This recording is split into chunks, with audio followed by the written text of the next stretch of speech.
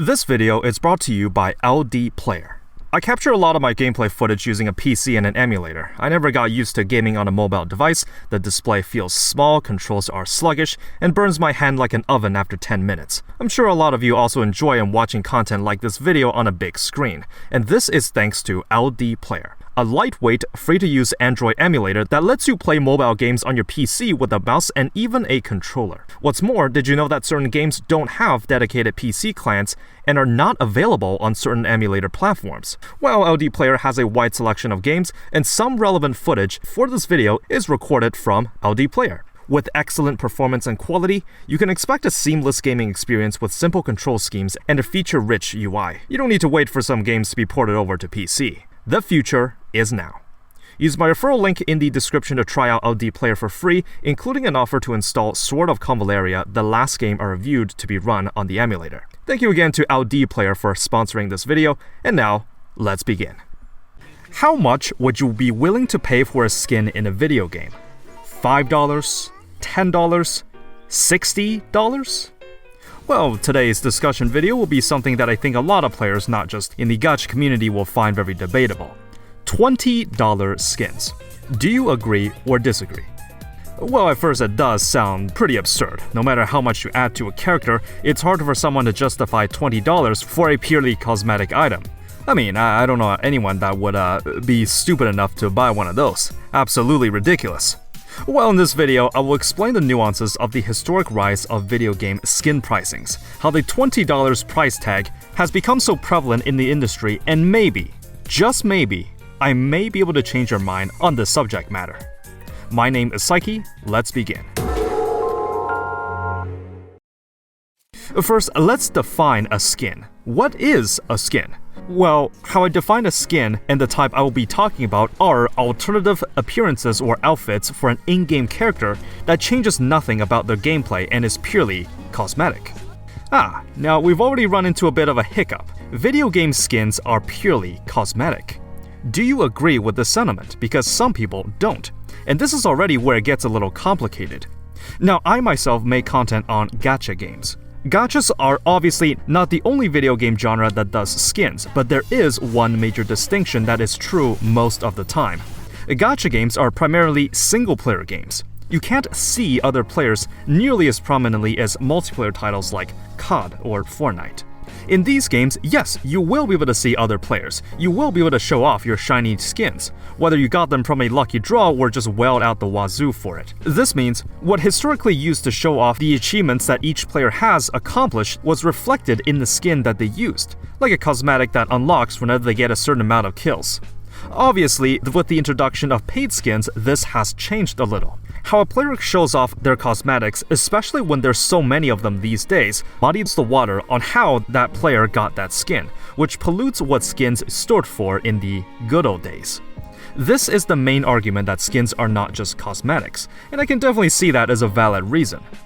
But it's only true for games of these types specifically. You can't see other players' profiles or characters in a gacha game. Despite being live service in nature, any skins you buy is exclusive for your eyes only. So in this instance, wouldn't the argument make more sense? Furthermore, gacha games have only started being popularized in the late 2010s, and historically most of them had always done paid skins. There was never the good old days where they were earnable. Allow me to play devil's advocate by saying that the purely cosmetic argument does make sense in some scenarios, but it is nuanced. When I go to explore how gacha games in particular handle cosmetic skins, maybe you'll see a different side of the coin. I don't want to encourage devs' predatory nature of locking the cooler and better quality outfits behind a paywall. But I just want to start the video by saying that as a content creator on gacha games, I believe how a video game skin is defined can be nuanced. I do agree with the purely cosmetic argument to a certain degree. Let's start by discussing how video game skins have evolved over the years. In one of my favorite content creators, Strife Hayes' video, What Went Wrong with Gaming, the idea is that instead of giving the full package of a game sold as a single purchase, a developer can now sell small cosmetic packages behind a microtransaction, and purposely making the base version of something inferior to incentivize buying the premium cosmetics. Absolutely, I agree with this sentiment. But I'm sure a lot of discussions surrounding video games as a medium is that games are now sold as a service. This means in the context of video games, skins alongside significant updates to the game are not planned out from the get-go. They're ideas thrown around and released periodically as more content comes out. Of course, I am absolutely not defending selling an incomplete or unfinished product. The core gameplay loop in the base version of the game has to be fun and functional in order for enough people to buy in and continue playing. I think some people today tend to look at the big dogs in the live service industry and look at all the needlessly convoluted skins that you can buy. In this cutthroat industry, you have to make a functional game that's fun and worthy of continuing playing at launch. If a developer messes up in any way, unless any mistakes can be corrected with appropriate timing, that game has very little chances of being successful. I believe this is a classic case of survivorship bias. Whenever I see the argument that skins are not just cosmetic, what usually gets pointed to are the massively popular titles. Of course, you would think that the skin packs from the Sims series, the bloated selection of skins from the COD series to be predatory and serve only to line the pockets of its publishers. But what you don't see are the thousands of low-effort shovelware games that get shut down instantly when they try to pull off the same thing, because you never hear about them. Now look, going into the gacha market, which is a bit more niche than typical gaming, a lot of these smaller titles get terminated left and right. Just because the big dogs are having success doing it doesn't mean skins are an automatic score for making money.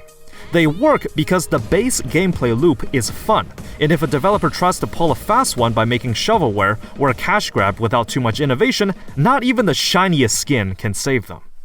So, let's take a look at how gacha games handle skins a bit differently. One major advantage of gacha games is that much like gambling in a casino, they can often skew the perception of money. When I see an online post saying that it costs over $100 to get a copy of their desired character, just understand that is completely normal. As much as it is sad to say it, in the context of gacha games, spending $200 or $300 to guarantee a rate-up SSR is normal. I usually don't bring this up in my reviews because this is the usual expectations for a gacha game. If you pay for the low spender packages, save diligently, or plan ahead, and you can still get what you want with relatively little or no money at all.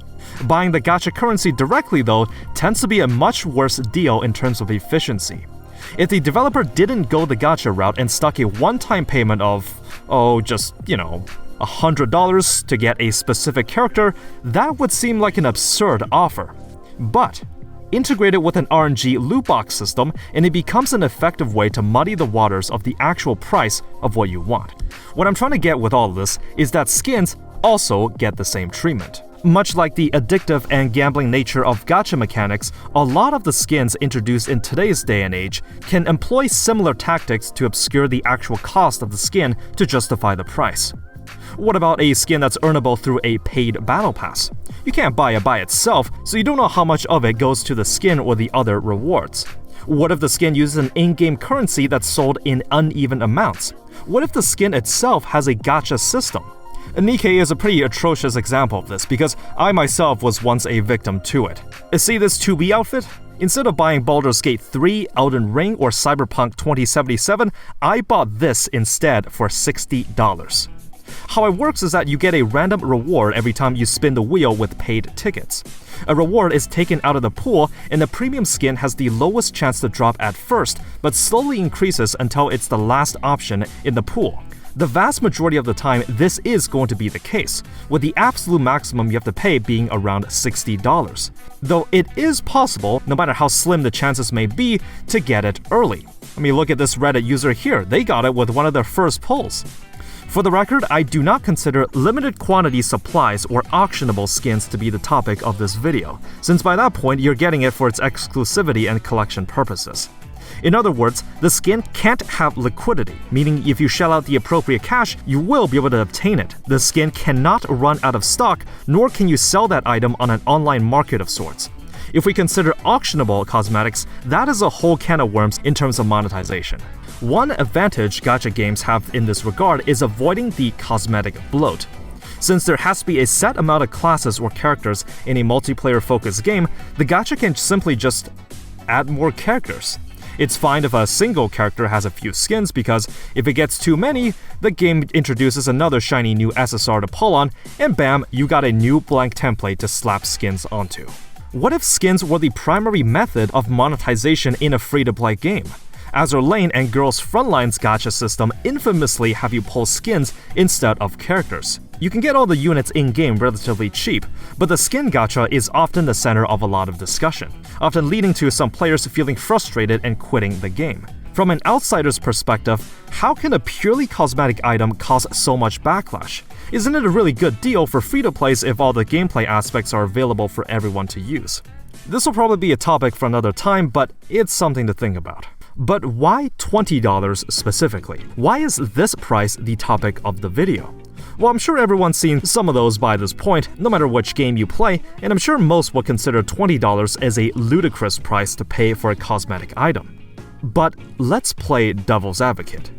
The famous game director Yoko Taro has once mentioned something called the invisible wall in video games, a barrier that defines what is and isn't possible for games to achieve. He argues that there exists a gray zone within that wall, where something is theoretically possible, but only no one has found a way to achieve it. What if a video game is physically not designed to be beaten?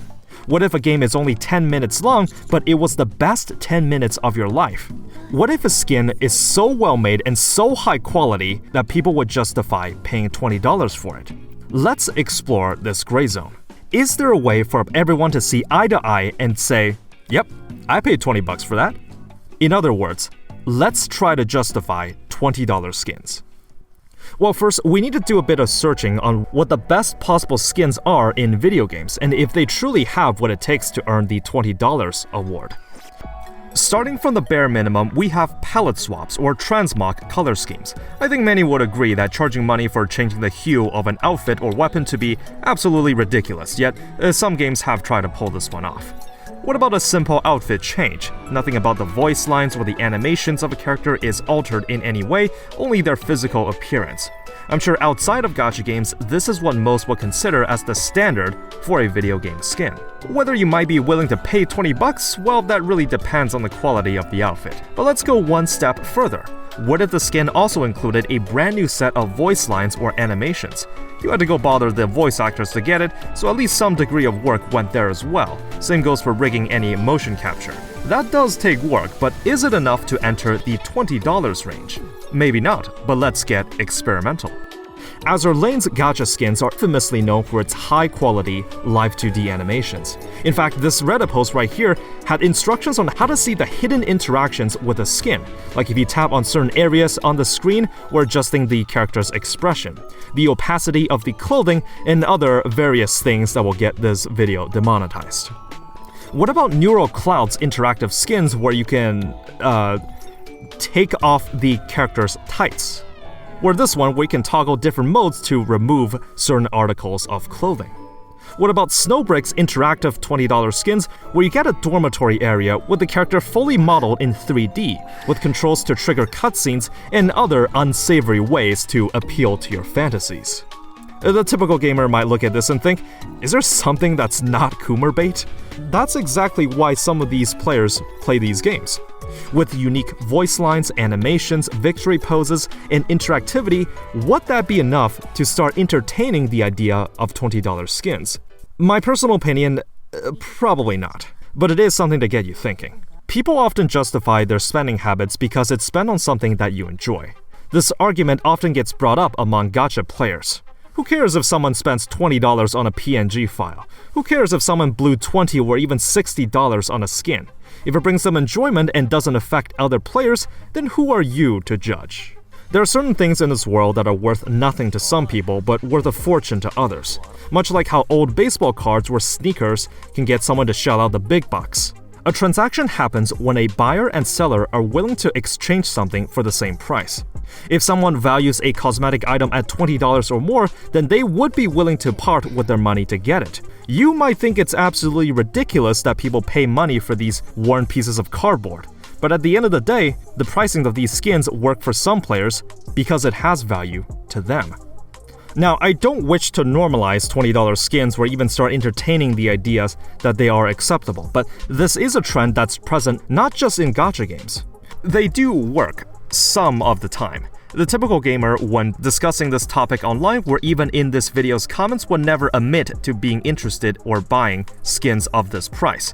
But from a cost efficiency standpoint, if skins are relatively cheap to make while the revenue potential is large, even if only a silent minority buys it, then it has accomplished its task. All I'm asking is to put a bit more effort into them. Anyways, let me know what you think and if this video has changed your perception on paid skins in any way. I'm curious to see if players across all genres come to some sort of consensus regarding this. That's it for me today. If you wish to see other gacha-related content just like this one, you know what to do. Thank you for watching, and as always, have fun out there.